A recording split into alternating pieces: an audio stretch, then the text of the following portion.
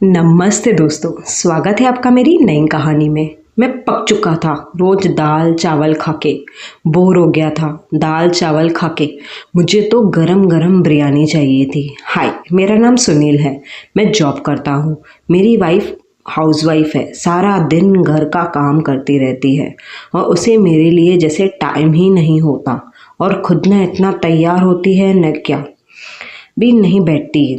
रात को जब भी मैं खाना बनाने के बाद बस वो बेड पे लेटती है और तभी उसको थकावट के वजह से नींद आ जाती है। आगे सस्पेंस है तो कहानी ज़रूर पूरी सुनना, आधे में मत छोड़ना कहानी को। थक के आ जाती है और सो जाती है। मैं भी ऐसे ही सो जाता हूँ।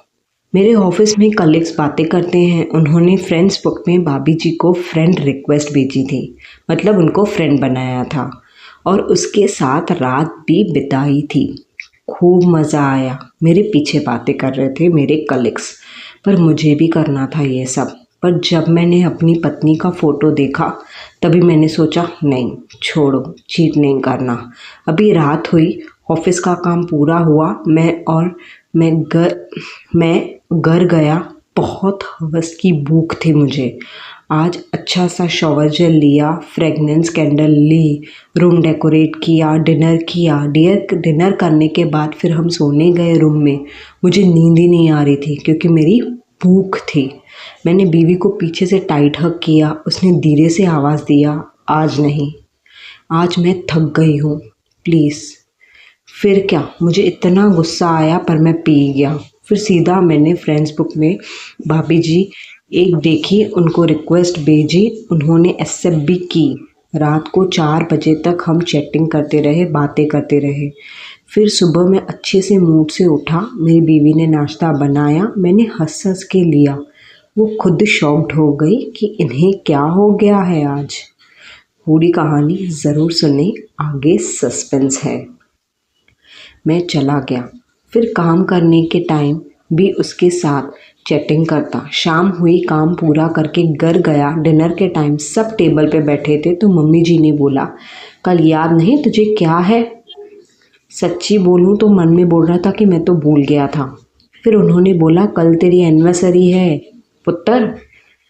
तेरी और बहू की शादी को 5 साल हो गए हैं। खुशखबरी कभी दोगे तुम दोनों? 4-5 दिन के लिए किधर घूम के आ जाओ। मैंने बोला, ऑफिस का काम बहुत है, नहीं जा सकता। रात को डिनर करके आएंगे, ज़रूर थोड़ा एंजॉय करके आएंगे। कुछ दिन के बाद घूमने जाएंगे, ऐसे मैंने बहाना बना दिया। 12 बजे हमने एक दूसरे को विश किया। बीवी रेडी होकर आई। मुझे वो फ्रेंड्स बुक वाली ही याद आ रही थी। मैं उसे समझ के उसके साथ सब सेक्स के मज़े लेता रहा। खूब मज़ा आया, जैसे मैं अपनी बीवी को भूल चुका था। सुबह हुई, उसने मैसेज किया, होटल में मिल रहे हो? मैंने बोला, कौन सी होटल में? उसने बोला, ABC होटल। फिर काम से हाफ डे लिया और उसके साथ होटल चला गया। तो गजब की पटोला लग रही थी, सेक्सी हॉट लग रही थी।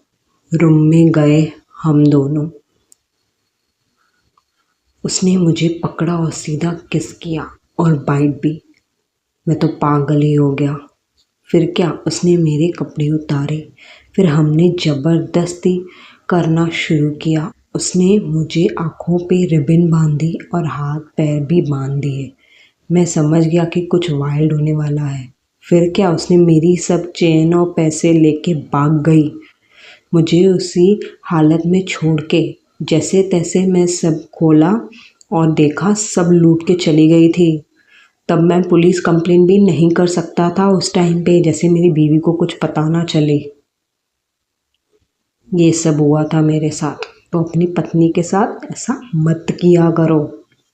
मेरी बीवी को सब पता चल जाता, इसके वजह से मैंने कंप्लेंट नहीं की, रिग्रेट करता रहा। घर गया, वो मेरा इंतज़ार कर रही थी बेचारी, वो भी सज धज के। तभी मैं समझ गया घर की लक्ष्मी को कभी धोखा नहीं देना चाहिए। कुछ दिनों बाद हम दुबई गए, टाइम स्पेंड किया। बीवी जी प्रेग्नेंट हुई और हमें प्यारी सी बेटी हुई। आपको कहानी अच्छी लगी हो तो लाइक शेयर एंड सब्सक्राइब ज़रूर करना और अपने रिलेशनशिप में लस्ट भी ज़रूर रखना।